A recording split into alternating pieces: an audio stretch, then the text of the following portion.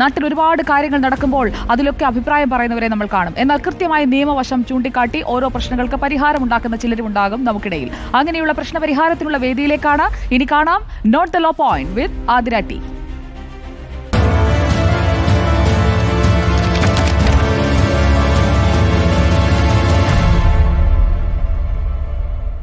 സ്വകാര്യ ബസ്സിൽ കൺസെഷൻ നൽകി യാത്ര ചെയ്തതിന്റെ പേരിൽ സീറ്റുണ്ടായിട്ടും നിങ്ങൾക്ക് സീറ്റ് നിഷേധിച്ചിട്ടുണ്ടോ? കണ്ടക്ടർ നിങ്ങളെ സീറ്റിൽ നിന്ന് എഴുന്നേൽപ്പിച്ചിട്ടുണ്ടോ? കൺസെഷൻ കൊടുത്ത് യാത്ര ചെയ്യുന്നവർക്ക് ഒഴിഞ്ഞ സീറ്റിൽ ഇരിക്കാൻ പാടില്ലേ? എഴുന്നേൽപ്പിച്ചാൽ എന്തു ചെയ്യും? വഴിയുണ്ട്. Not the point.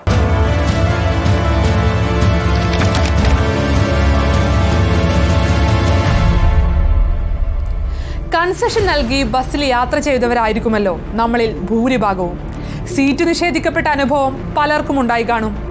നമ്മുടെ വിദ്യാർത്ഥികൾ ഇപ്പോഴും അനുഭവിക്കുന്നുണ്ട്.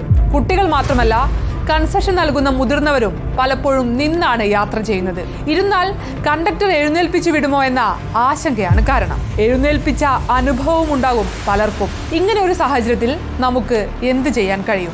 കൺസെഷൻ നൽകി യാത്ര ചെയ്യുന്നവരെ മറ്റു യാത്രക്കാരിൽ നിന്ന് വേർതിരിച്ച് കാണരുതെന്ന് കേരള ഹൈക്കോടതിയുടെ തന്നെ ഉത്തരവുണ്ട്. ഇത്തരം വിവേചനമുണ്ടായാൽ വിദ്യാർത്ഥികൾക്ക് നേരിട്ട് പരാതി നൽകാം. MVDയുടെ ഒഫീഷ്യൽ വെബ്സൈറ്റായ mvd.kerala.government.in കയറുക.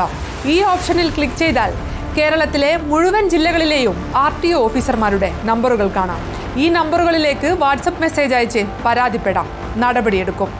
ഇത്തരം വിഷയത്തിൽ പോലീസും RTOയും കൃത്യമായി ഇടപെടണമെന്ന നിർദ്ദേശവും ഹൈക്കോടതി നൽകിയിട്ടുണ്ട്. അതായത് നമ്മുടെ വിദ്യാർത്ഥികളെ ബസ്സിൽ കയറ്റാതിരിക്കുകയോ ബസ്സിലെ ഒഴിഞ്ഞ സീറ്റുകളിൽ ഇരിക്കുന്നത് തടയുകയോ ചെയ്താൽ നമുക്ക് പരാതി നൽകാം. നടപടിയുണ്ടാകും.